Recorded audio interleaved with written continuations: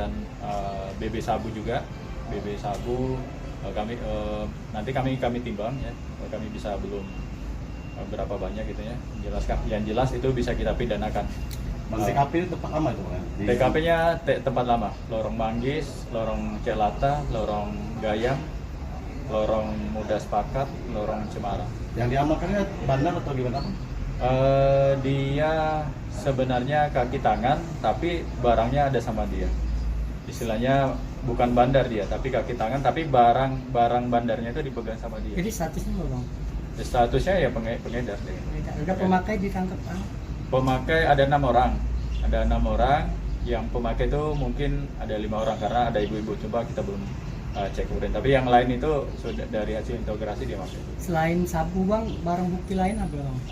Bong juga ada. Beberapa bong juga yang sudah kita amankan. Ada sajam, ada 2 buah.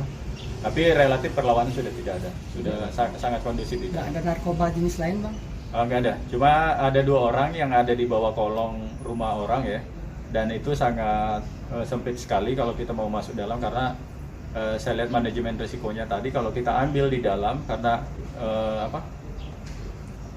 benteng-benteng rumah yang dari beton itu sempit sekali. Resikonya kalau kita masuk ke dalam merayap sangat riskan. Yang bersangkutan itu sudah kita ultimatum untuk keluar tapi enggak.